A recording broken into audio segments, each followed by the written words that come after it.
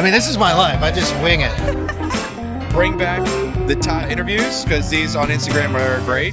This is Dewey Raw, the podcast that gives you a behind-the-scenes look at the biggest little party town on the Delaware shore. Well, I mean, if it's Dewey Raw, it's got to be chaotic. This is the Dewey Beach Party podcast, hosted by Todd. Fun. Except for Todd DeHart. Todd DeHart is shit. And presented by GoodCleanFunLife.com. Exciting news on Dewey Raw. What? We have a studio audience. Oh my gosh. Hi guys, they came because They came to see you. They heard I was going to be here, and they were like, "We're actually going to get to see her in person." And so, like, definitely thrusting ourselves upon these nice people who are sitting here. And then they'll listen, and then they'll be like, "Wow, that guy's really unprofessional." We edit that out though. Yeah, They don't. They won't. You won't see it. Some of it. I mean, Carrie and producer Nat, they're used to it, so they just ignore. They roll. They eye roll. Eye roll. And ignore. Plenty of eye rolls. How's my hat look? I don't know how to wear. We're twinning today. You're twinning. Here, let me fix it a little bit for you. Thank you. Reservoir twip. Is that how it's? Is Yeah. this what the kids are doing? I these days? guess. I don't know. I'm not a kid either. You're not a kid either. Who are you? What do you do? And how long have you been doing it? My name is Blair. What was the second question? What do you do? I'm a bartender here at the Starboard. Uh-huh. How long you been doing bartending? Bartending for 22 years. 22 years. Mm-hmm. Follow-up question. When are you going to get a real job? Well, I pay my real rent with this real money. So, Real rent, real money. yeah. I love it. That's my. So I have a little bit of a theory that question has kind of diminished in relevance because of influencers. I think because of the social media. Because people get paid to just like film themselves at bars in front of strangers. Yes, as we're doing now. I think because also too the social media has kind of drawn the curtain back to like what it is behind the scenes of a restaurant. Uh-huh. And I think people get to see like the good and the bad more than they've ever seen before, right? Yeah. If you've never worked in a restaurant, you have no idea about these things, but now you can be educated about them without ever working in a restaurant. Like my family has never worked in a restaurant, but they know all the ins and outs of restaurants because of me. Yes. Right? Because I've worked there. So they know how to tip. They know, when you don't stand in the service station, get out of the food runner's way. Like all of the social cues in restaurants that most people don't even know what's going on around them because everyone's clueless. Right. So I think, and there are pros and cons to working in the restaurant industry. Like, it's your social battery gets really kicked in the dick. Yeah. Yeah. But at the same time, like, sometimes I'm like a little tipsy behind the bar with my best friend, and I'm like, I'm making money doing this. Yeah. Like, so there's so many highs and so many lows. And they're extreme too. Extreme. Right? Were we talking about this? Because, like, have I mentioned 100 times, I now manage a couple nights a week at our neighborhood bar in Berlin, 410. And the realization of how much the payoff is, like, at the end of the night. Yeah. Like, I always thought it would be fun to be in the mix and, like, to be productive and, like, It's not fun while it's happening. It's not fun while it's happening. No.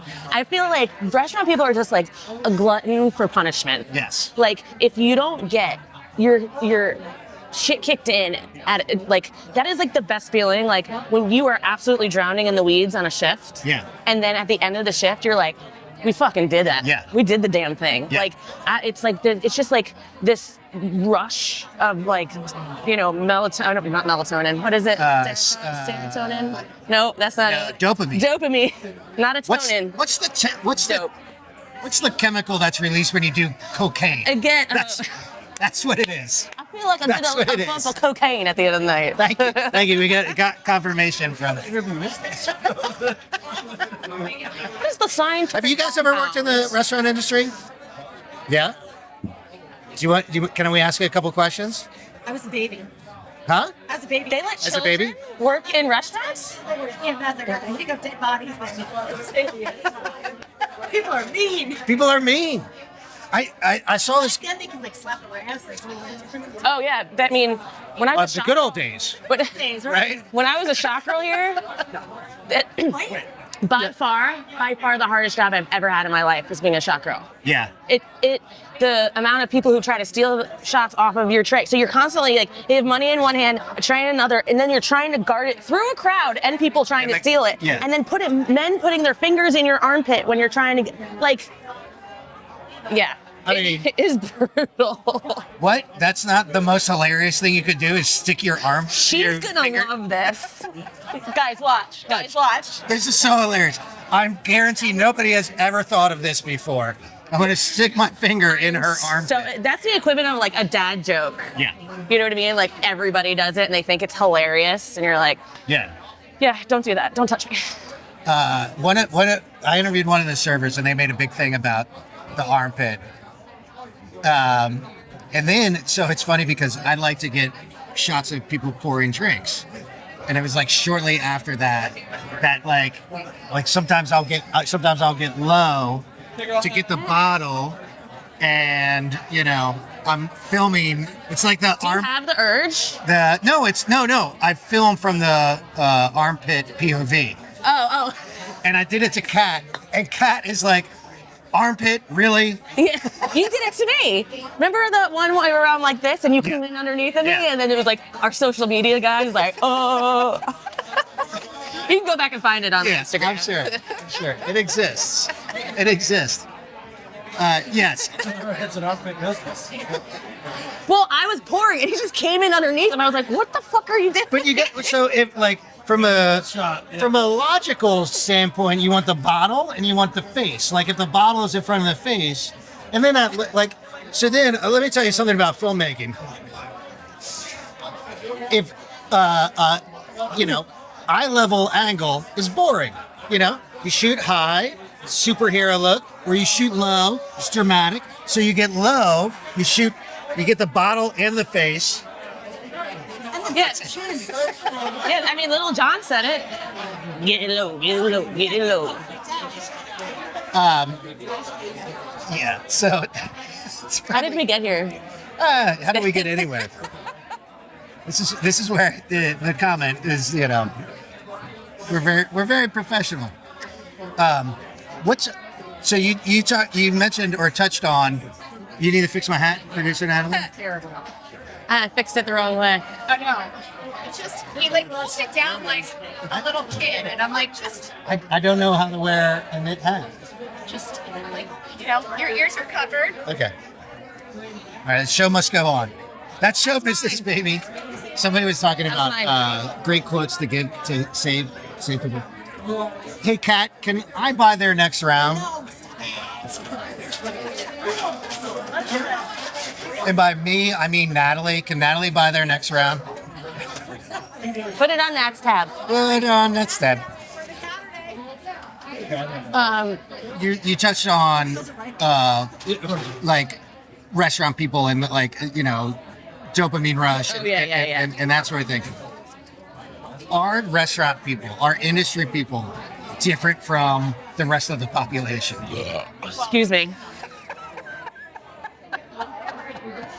That was a real ladylike. Sorry, that slipped right out. Didn't know it was coming.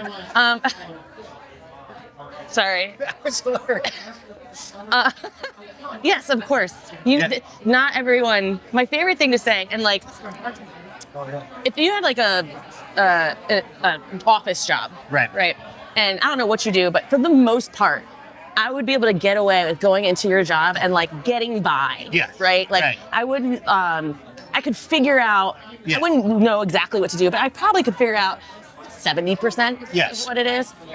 If you put somebody who's never worked in a restaurant behind the bar, they would absolutely melt down. Yeah. Absolutely melt down. I've seen it. Yeah. Like when people guest bartends. Yeah. They are so flustered. Right. And they're like, when I said in the interview yesterday, I was like, what do you want people to know about bartending? I go, it's not as easy as it looks. Right. I know that everyone back here makes it look really easy. When you step back there, you're so like, I don't know how to make anything. Where is anything? Like, and it is that that demand, right?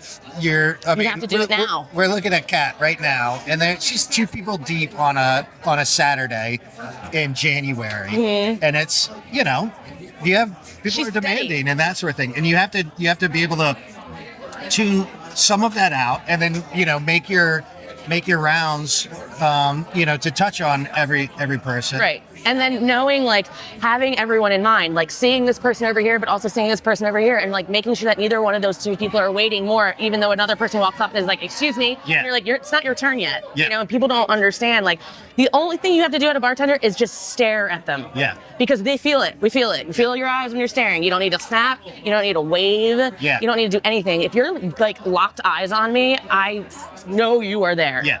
And the hard part is when there's 50, 60 people with We're all doing of the same their thing. Yeah. eyes locked on you. That's like running of the bull, and you're just like, that's the whole. And you could just freeze in that moment. It would be easy to just like Sometimes you do. shut down. Sometimes like you'll be standing there and like taking a drink of water, and people are like, excuse me, and I'm like, can I just drink this fucking water for a hot second? Like, just give me Right. 5 seconds to myself. Yeah. Like, I haven't had anything to drink in 7 hours. I haven't peed. I haven't eaten. Right. Give me 5 seconds. Yeah. Like, that's how it feels. Let me hydrate for a minute. And most people, I do have to say, especially here, Yes. and I can't speak for everybody, but in this bar, most people will be like, when you do that, they'll be like, you're killing it. They're Yeah, like, you're right. They- fucking crushing it. 'Cause They they're understand. watching you work. Yeah, and I think that's Dewey in general. Like Peter said, I have to ask you about that. I was off camera. Peter said the worst bartender here is in Dewey Beach. The worst bartender in Dewey Beach is It's the best bartender anywhere else. And that's what I think that people don't, sometimes, I think most people here do, but every now and then you'll get like, Who's that person? Where are they from? right, like, Get it, like- where is it? I don't know, because I feel like New Yorkers aren't really like that either. People who don't go to bars regularly. Right. Like, you're down on a bachelorette party or a bachelor party, Yeah. and you don't really drink, but it's your cousin or your best friend, and you have to come out, and you just don't know how to act in a bar. Right. I mean, that's like New Year's is kind of the same way. A lot of people who don't normally go out, and they just don't know how the rhythm of things. Yeah. Most people here just know the rhythm of things. That's why it makes it so enjoyable. Every now and then, like, you kind of got to reprimand people. Yeah. Like, I see you, sweetie. See, Yeah. everyone wants something. And then you look at the example of like Shelley, who is revered because of that. Right. Right. It is not service. Right. It is, but at the same time, it is hospitality at its finest because she is serving you on her terms, and you're there for that. But she is so good at what she does Yeah. that no one has a right to step out of line Yeah. at that bar. Yeah. Because what she does is incredible, especially at that bar. She is surrounded by people. I have at least something behind my back where I have to go here. Yeah. She has to go all the way around, 360. which is extremely difficult Right. to do. I know them. Hate being this Hey, sweatshirt. You're wearing the concert, the band to the That's concert. exactly what I was going to say, but then I'm like, what if you guys do that? Hi. you're being that guy. But I think and this is another thing about Shelley that I think I've noticed over the years is, for some reason, people want her approval. Right. Oh yeah. Do you know what I mean? I got it. I gotta say, not to interrupt, but Molly, who is like the head bartender at 410, it's the same thing. It's like there's just something like you want her to acknowledge and appreciate and respond And you almost want positively. You want to fall in line with her so she'll be nice and like you. Yeah. You want her approval. Yeah. I have no idea where it comes from, but also too, she will never call a person out for being an asshole when they're not being an asshole. Right. So there's really no leg for anyone else to stand on, Right. because she, even though she's like direct and tough, she's not mean Yeah. until you bring it out of her. Yeah. Until you do something to create that situation for yourself. It's a difference between being nice and being kind, right? Yes. Yes, 100%. Like, that girl is like the most loyal human friend I've ever had in my life. Right. Like, she's incredibly thoughtful. Yeah. Like, and it's so funny because you just don't realize that. And apparently, unanimously has the heaviest pour. Well, yes. That's the... That was a that kinda- no-brainer. That kind of, I mean, it shocked me. It didn't shock me, but Who else would you think would have a heavy pour? I don't know. Like, I think Casper has a heavy pour too. I would say like you probably have a heavier pour than Kat. I would say Yes. so. If it was like a head-to-head competition, Yes. we're setting up a grid. You and Kat. Todd has a heavier pour than Meg. I don't know, maybe not. But then it's funny too because if you go into not just heavy pour and you start talking about like who makes the best crush, Yeah. you got to talk to Jimmy about that because Jimmy, Which Jimmy? Jimmy Dahlgren, Okay. patron, exclusively a patron, Yeah. has drank 1,000 crushes at every bar here. Yes. What does he say? He says it depends on the gun. That's very true because all the guns are different. All the guns are different. I can tell you what the best gun is. Yeah. And what the worst gun is. Who's got the best gun? I think Shelly. Okay. Actually, the best gun isn't behind a bar. It's in the kitchen. In the kitchen. Like if you want a crisp fucking Pepsi, Yeah. everybody goes into the kitchen. Yeah. The bar behind deck, worst bar. Yeah. Worst gun. Yeah. It's so frustrating. People are like, "This is flat." I'm like, "Sorry, it is what it is. Like, yeah. it's not getting any better." Right. We've called Pepsi 1 million times. They don't understand what's happening. So, which I don't know anything about that kind of stuff, but Right. I do like a good. I call it like a club soda fancy. Yeah. I love a crispy fancy, and that's where you go to get it. And you gotta, it's gotta be crispy too. Yeah. It's those little things that help you get through the. Well, what did he say the best crush comes from? I think he said, I can't remember. I do remember him saying that beer bar down here is a terrible gun. Mm-hmm. And Upper Deck. I think that was like a universal. That Upper Deck is not a great gun. Yeah. But it's still. A neighborhood bar where you're gonna see a friend, make a friend. Wait, but he didn't name names. Oh, I'm interested. I would be guessing if Shelley. Well, they love Amy. they love Amy. I think Amy's their number one. Yeah, they love Meg. Yep. I'll get in there if like I like down the line, but I'm in there. So, Yeah. You know what I mean? Oh, like for sure. when Amy went away in January, they were here every Sunday and it was awesome. I feel like that's how I really got to know them. Was when Amy went away. So that's the other thing about this place is like the level of the commitment of Loyalty. patrons, and it's a tiny place. Like in the grand scheme of things, like whatever. Secrets has 13 bars and it's only on a half acre. This is like a 4,000 square foot building with Do you have 8 bars. 8 bars? Is it 8? I think it's 7. 1, 2, 3. 1, 2, 3, 4, 5, 6, 7. 5, 6, 7. Yeah. Yeah. That's still when I started working here. How many bars? I guess we only added 1 bar. Yeah, we only added 1 bar since I started here. It's worth mentioning. This is time late, but Oh yeah. there's new Construction. new permanent construction coming to the starboard. Yeah, we were gazing at it the other day like an old man. Like, I was just drawn to it, look at this. and then I had to have. I did. It was posed, but I really did have that inclination just to walk out and stare at these guys putting up the steel beams in the middle of Once you did it, then I was like, oh yeah, I Yeah. want to do this too. Right. Actually, like you're not wrong.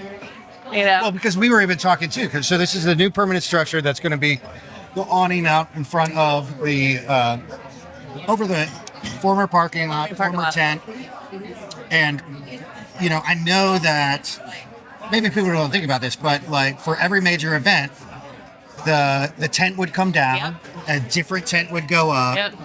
Running the Bull, no tent, like side tents for the bars, And then the stage. and then a huge stage. Yeah. So like there's a lot of planning that went into what's being built because of those big events that the Starboard has. I still don't understand how it's all going to work. Yeah. Like, I've seen the renderings. Yeah. I see the beams that are out there now, Yeah. and I'm just like, still can't imagine what it's looking like. Right. So I'm looking forward to actually being like, oh, that's how that's going. Yeah. Or made a big mistake. Yeah. Big mistake. Big mistake. Huge. I think as with most things in life, it's probably dialed in 95, 98%. Yeah. they've got it figured out. It's going to go this way. But then there's going to be A little pivot. There's going to be 2%. It's like, all right, well, we got to drop the stage a foot. You know? Right. Which will be fun this summer to figure all that out. Yeah, you know? it'll be fun. Is this thing on? Today we are sponsored by, what's an oil company around here? Our propane tank. The propane company, that's local. Should I give the hot goss? Yeah, what's the hot goss? We had to call somebody in because the griddle wasn't working. That's how cold it is in here.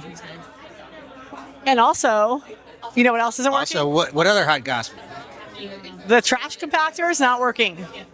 We have so much trash here, and I'm not talking garbage.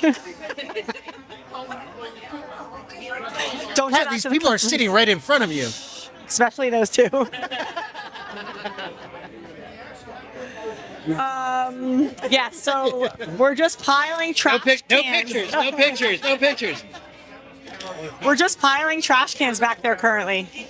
What are we gonna do tonight? This should not make the cut, but guess where all of our managers are? Brewfest. So the rules. Kat, you're doing a great job. They're drinking. No parents, no rules. I keep on thinking about the questions we were talking about the other day. Like, you know how many answers I have for them now? Like, my least favorite drink to make is probably like a trash can. I don't make that. I tell people I don't know what's in them. It is LIT with blue curacao, and then you put an upside down Red Bull in it. Or also like a Long Island. Like, I'm automatically judging you when you order that, and then you're not going to tip me. What do you think about Travi and Dylan going against the grain and saying close your tab? They might have to. Do they work here anymore? Do they work? I'm a little concerned for their job. What? Close your tab? Wait, I need that hat. Look at that guy. I know, right? That's a statement piece. Daddy didn't love him. We've talked a lot about like the volume bartender that we have in Dewey Beach, but I think it's interesting that you specifically, and I know this because we're friends, have deviated from that a little bit. Yeah, actually. And it's funny because one of my like quick fire questions was like mixologist or bartender. Well, And you're doing some mixology. I am, and I still never fucking call myself a mixologist. Fuck that shit. No, I will not. It tastes weird coming out of it. Yeah. Like vomit. It's Yeah. just like, I'm a mixologist. You're a fucking bartender. Yeah. You're tending the fucking bar. Yeah. This place is, the skill I have that matches this place is that I'm fast. Yeah. Right. You have to be a fast bartender to work here. Like I was like, oh, would someone be like, can you make me a gimlet? I'd be like, absolutely fucking not. Yeah. What do you want? Like, I'm not making a fucking gimlet at the Starboard. Yeah. People be like, can you make me an old fashioned? I'd be like, I can. It's gonna be terrible. Yeah. Like, not gonna be great. I Right. have no simple syrup. I don't know. Yeah. I have fucking maraschino cherries. Yeah. Bright red. That are bright red. You know. And then I had an opportunity to go to a different restaurant, and it's the absolute exact situation as the Starboard. It is craft cocktails, which I've never done.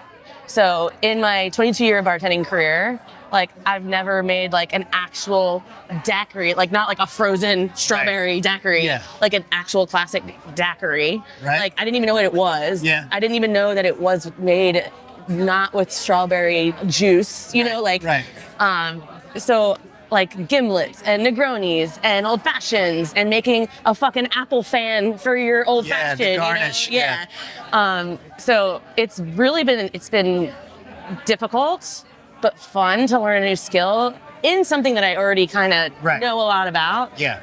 But I didn't know. I did know how much I didn't know. Right, Like right. I went in knowing like I don't know shit about fuck here. Yeah, right. And I was taught by a perfectionist who is like extremely capable in the cocktail world of knowing exactly why you do the things you do. And I'm the kind of person like, why are you doing it that way? Which made me a fast bartender, because I'm like, well, why are your straws over here if you're gonna be quicker to do this? Why is your fruit on this side? If you had your fruit over here, then you can grab the straw and the fruit at the same time. That's how I honed in this skill. So, and she had a reason for everything. She was like, no, it's just because of the way it's done. She's like, no, we're doing it this way because you don't want the ice first, because then it dilutes the drink, and so you make this first. You don't put the spirit in first, you put all the other ingredients in, not the last. Like, and I was just like, it's overwhelming. It's really overwhelming, especially because it's like there's 1 billion drinks you can make. Like the classic cocktail is an endless list. And so they're like, somebody's like, can I have a French 75? I was like, sure can. Google. What is in a French 75? So I could turn around. I was like, help me. You need an earpiece connected to like ChatGPT and just like have like a keyword so that it will answer me. Also, like, that's another thing too, is like the specs of every drink are different wherever you go. So it's like, and then it's like funny because then you start to learn like the shorthand where you're like, the gimlet, and they're like 255, and you're like, so I'm like, what is it? What's you know the ingredients, but I know the ingredients. I just can't remember the count or the measurement of it. Or 2.5.5. Or 2 half. So it's. I'm looking forward to learning it more and more, and because you were there for a couple weeks, and then they shut down for like almost a month. And then they shut down for the winter, and so. Monty is also really good friends with that restaurant owner, and so when I was like, hey, because winter's slow here, so I really kind of relaxed in the past, and now I'm like, I would like to keep that monetary aspect up, and so I was like, do you mind if I go pick up shifts somewhere else? And I was like, told him where, and he was like, I love that place. I love that place, and he's already been in to see me a couple times, and he seems so excited for me. Well, I think it's that he doesn't legitimately so. I think he's excited for me because he loves that place. I think now he doesn't have to worry about getting me shifts because there's not a lot here right now. He doesn't feel like he has to take care of me, and I just had a little load off of his shoulders. And then he was like, yes, however, you need to come back for opening. And I was like, and he's like, and then May, I need you back, Please go and grow and thrive, except for these days. You must regress. I love this for you, except for there and here and here. But it works out perfect. Their bartender goes home in the winter. And then I'll have to come back here in the summer. She'll be coming back. So it's really a perfect fit. And I'm really excited that I get to just kind of be in a different atmosphere. This can beat you down. You get really beat down really easily. Anyone in the restaurant industry knows that, especially in a high volume bar. And there's ebbs and flows to all of that, right? You're right. So it's important to, exercise the brain, do something a little different, make sure you're doing your creative stuff. 100%. Like you gotta be moving forward now. If you're not moving forward, you're moving backwards. You're dying. Okay. What else you got? The question of the podcast. Oh. If you could be any food item, what would you be? And why?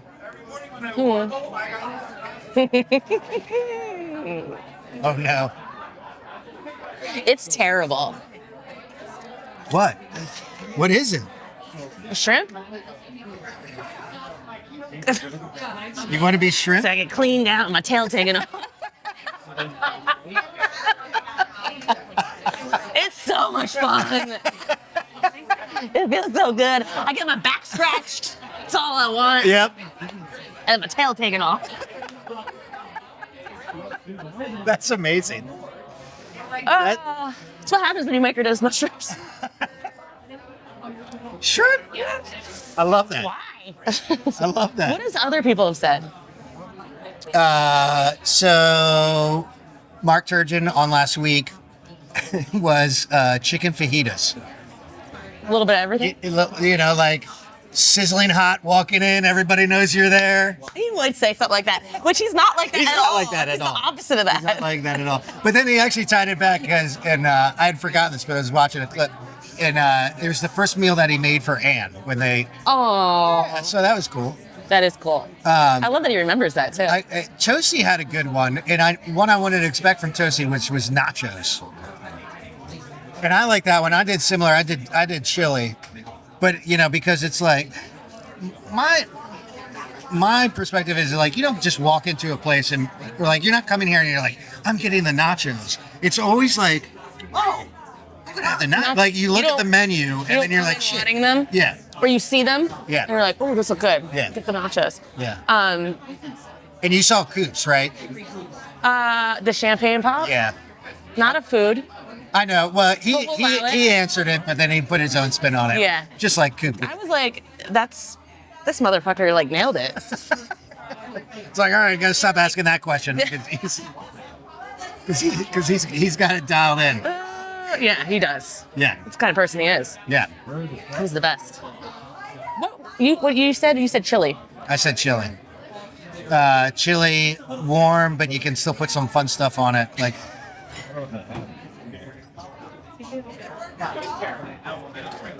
What kind of stuff? Little cheese. Okay. Little cheese, a little sour cream. Dollop. Eat it with a chip. Oh, I love us. Good stuff. Yeah. I love us. Hey, cheers. Cheers. Thanks for letting me come on here. Thanks for being here. Wanted to cheers your. What do we always say? Don't be that guy. Don't be that guy. Don't be that girl. Don't be that mother. Don't be that motherfucker. Oftentimes I am that person. No, you're not. No. Oh, can I tell the story about the fire? Oh, yes. The latest one? Yes. Okay. We're gonna edit this, right? Like, it's good. You just put the whole thing up and people listen to the whole thing. Put the whole thing up. Okay. Bonus time. Okay. Bonus time with Blair. Bonus time. Welcome to Bonus Time with Blair. I worked a birthday party about a month ago. Okay. And they were like, "Hey, can we put some tea lights on the like candles Yeah. on the tables?" And I was like, let me just double check and ask my manager, which I didn't think there would be a problem, but I just wanted to make sure because in my head, just like this place is very old and it's just gonna go up in flames if something gets caught eventually. So I'm like very protective of fire in this building, and I was like, let me just go ask. And they were like, yeah, sure, that's fine. And I was like, okay. I was like, go for it. And so about an hour into it, it's VIP, so it's a long bar. Okay. And I'm at one end, and I'm making a drink. And somebody goes, excuse me, miss, your bar is on fire. And I was like, what? And she was talking about the trash can behind the bar, and I went over, and there's like literally flames coming out of it, and I was like, oh shit! And so I like pulling the trash can over to the gun, yeah, because I'm like, and it probably took me like a second and a half to think about what I should be doing, the best way to do it. But in my head, it felt like forever that I was just staring at the fire in the trash can. Processing. Right, and because it felt like forever to figure out what to do. And I had gone through so many things. I'm like, let me fill up a pitcher and dump it in. And I'm like, let me put it in the sink. Can't do that. Like I had so many things come in. It was like 2 seconds and before I figured out what the best course of action was. And so I was like, you don't practice that. No, nobody talks about the best way to put out a fire in a trash can here, although it's probably like the second time I've done it. But so I was like, how did fire get behind the bar? Yeah. And this girl was like, there's a picture from the party where the woman picked it up. It was a bunch of napkins that had caught on fire on the table. And there's a picture where people are like smiling and she's behind in the background with the fire. Photographic evidence. And so she takes the fire and just throws it behind the bar. And I was like, what? Afterwards, I was like, what would make you think that was a good idea? We just need a minute. We just need a makeup. Sorry, Nicole was like, they're not wearing the same hat. Like, they are. Hold on, I have my blush brush. Yeah. What about me? Okay, thank you. You don't need it. Come on. So I was like, what would make you think that it would be a good idea to pick up fire and throw it behind the bar? And she goes, well, I thought there's water back there. And I go, it's not a moat back here. Yeah. I go, in fact, there's extremely flammable liquids. Yeah. It's like the worst place you could probably put this. I thought I'd make a Molotov cocktail. Let's just blow this place up. And she goes, I panicked. Yeah. And I was like, clearly. Yeah. You clearly panicked. Yeah. I was like, I love when people throw fire at me behind the bar. So what's the play? What's the lesson? Drop it on the ground and stomp on it. Stop, drop, and roll. The table was right next to the bathroom. We could have dropped it in the sink. Yeah. There's a door about 4 feet away. We could have ran it outside. Like, there's a lot of other things. I mean, I like strapped it up. Yeah. Somebody, did you see the meme? It's like, I thought I'd be lit on fire way more as an adult because they constantly told you to stop, drop, and roll as a child. Yeah. Never I thought fire was going to be stop and roll. fire was going to be much bigger of an issue. I was going to be lit on fire way more. I mean, it is, but yeah, it is. But that's why they drill it into you because you panic. Yeah. You do that. You do panic even when you see a little fire. Yeah. You know. So don't throw the tea light in the trash can. Yep. If it happens, just drag it over to the gun. Just stomp on it. That's hilarious. Yeah.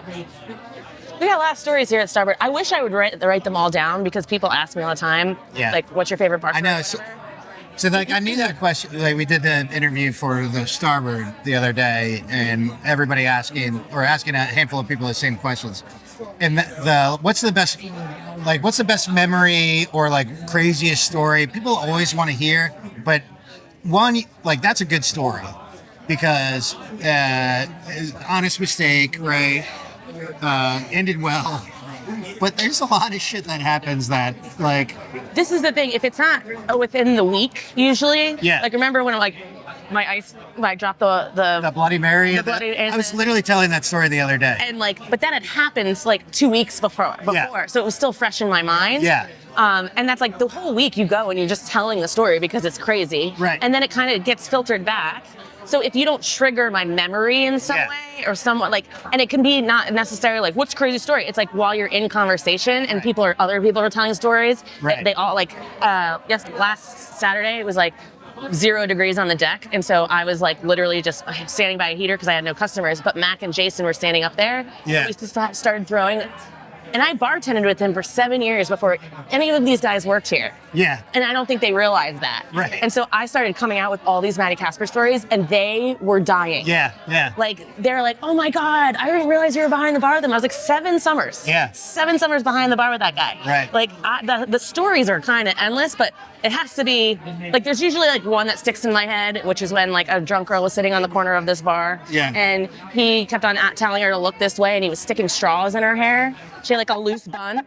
And at one point, she probably had 25 straws in her hair. Yeah. And then people are walking in the door because she's sitting here, and they're like, what is going on? And this girl's just like,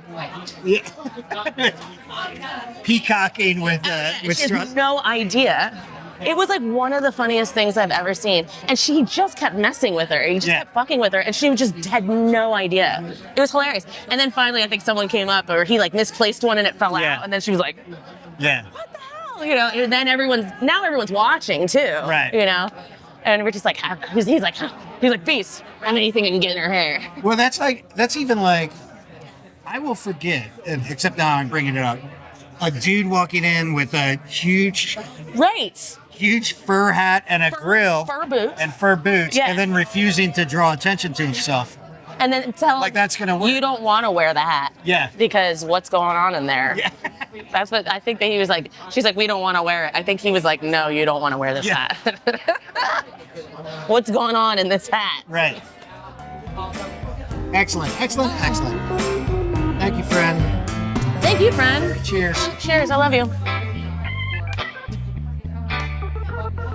We got it.